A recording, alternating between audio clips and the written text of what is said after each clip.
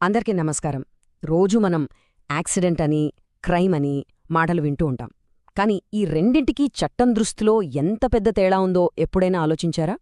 ఒక చిన్న పొరపాటు ఎప్పుడూ కేవలం ప్రమాదంగా మిగిలిపోతుంది, ఎప్పుడది పెద్ద నేరంగా మారిపోతుంది. భారతీయ న్యాయ సంహిత అంటే బిఎన్ఎస్లోని సెక్షన్ 18 ఈ కీలకమైన తేడా గురించే మాట్లాడుతుంది. దాని గురించే ఇప్పుడు మనం తెలుసుకోబోతున్నాం. అసలు ఈ టాపిక్ మొత్తానికి గుండెకాయలాంటి విషయం ఒకటుంది. ఒక్క మాటలో చెప్పాలంటే, మీరు చట్టబద్ధమైన పని చేస్తూ తీసుకోవాల్సిన అన్ని జాగ్రత్తలు తీసుకున్నప్పుడు ఏదైనా జరిగితే అది కేవలం ప్రమాదమే.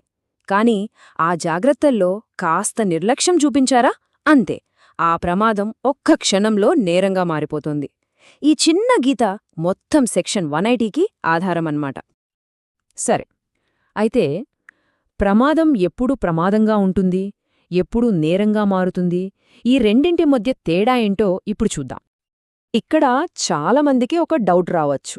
అదేంటంటే, ఇంతకుముందు ఐపీసీ సెక్షన్ 80 అని విన్నాం కదా, ఇప్పుడేంటి బిఎన్ఎస్ సెక్షన్ 18 అంటున్నారు అని? కంగారు పడాల్సిన పనిలేదు. పాత ఐపీసీలో ఏదైతే సెక్షన్ 80గా ఉండేదో అదే ఇప్పుడు కొత్త బిఎన్ఎస్లో సెక్షన్ 18 అయ్యింది.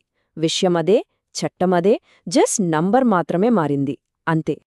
సరే, మరి ఈ సెక్షన్ 18 అసలు ఏం చెబుతోంది?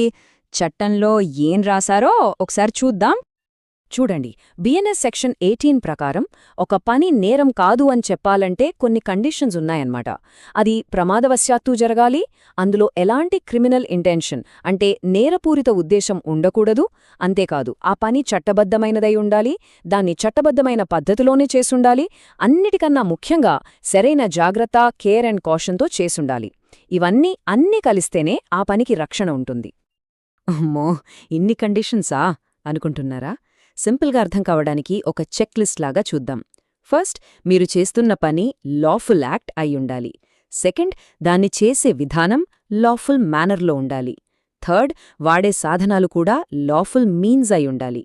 Fourth, proper care and caution అంటే సరైన జాగ్రత్త తీసుకోవాలి.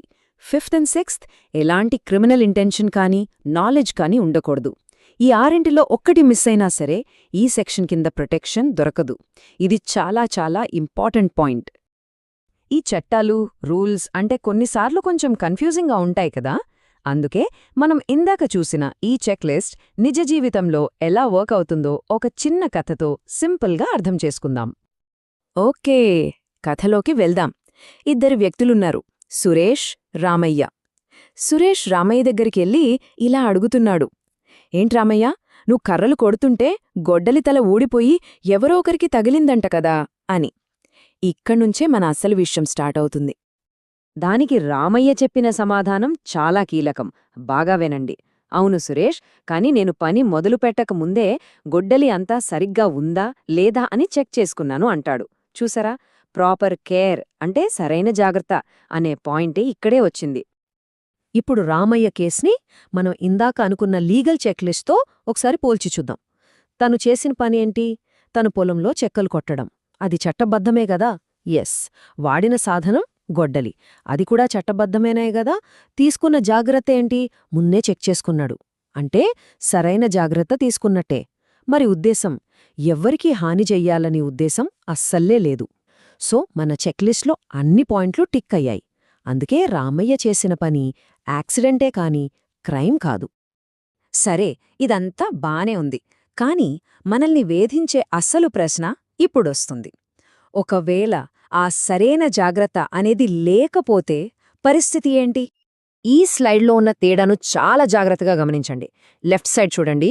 మీరు చేసిన పని చట్టబద్ధమై సరైన జాగ్రత్త తీసుకుంటే అది నిజంగా యాక్సిడెంట్ అయితే మీకు చట్టం నుంచి రక్షణ ఉంటుంది.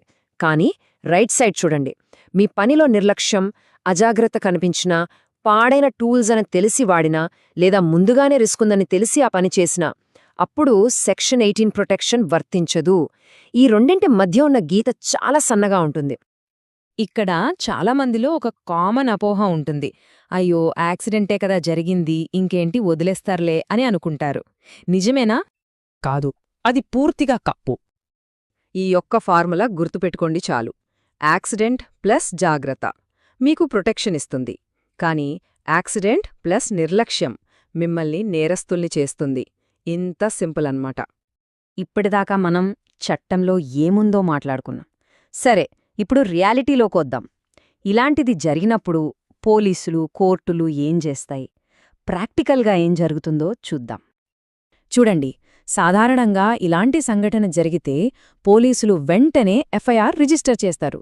ఆ తర్వాత ఇన్వెస్టిగేషన్ ఆఫీసర్ ఫీల్డ్లోకి వస్తారు. అసలా పని ఏంటి, వాడిన టూల్స్ కండిషన్ ఎలా ఉంది, చుట్టుపక్కల సాక్షులు ఏం చెప్తున్నారు, సేఫ్టీ కోసం ఏం జాగ్రత్తలు తీసుకున్నారు, ఇవన్నీ పరిశీలిస్తారు. ఇక్కడ మనం గుర్తుపెట్టుకోవాల్సిన విషయమేంటంటే, సెక్షన్ 18 అనేది ఒక డిఫెన్స్ మాత్రమే. అంటే విచారణలో మనం చెప్పుకునే ఒక వాదన. అంతేకాని యాక్సిడెంట్ జరిగింది అనగానే పోలీసులు ఇన్వెస్టిగేషన్ ఆపేరు. ఇక ఫైనల్ స్టేజ్ కోర్ట్. జడ్జిగారు కొన్ని కీలకమైన ప్రశ్నలు అడుగుతారు. చేసిన పని చట్టబద్ధమా, చేసిన విధానం చట్టబద్ధమా, అన్నిటికంటే ముఖ్యంగా సరైన జాగ్రత్త తీసుకున్నారా, అసలా ప్రమాదం జరుగుతుందని ముందుగా ఊహించే అవకాశం ఉందా? ఈ ప్రశ్నలన్నింటికీ వచ్చే సమాధానాలను బట్టే కోర్ట్ ఫైనల్ జడ్జ్మెంట్ ఇస్తుంది.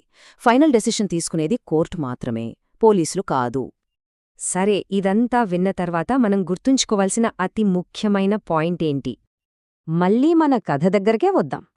సురేష్ రామయ్యతో అంటాడు, చూడు రామయ్య, నువ్వు చేసే పనిలో జాగ్రత్తగా ఉంటే పొరపాటున ప్రమాదం జరిగినా చట్టం నిన్నేమీ చెయ్యదు అని.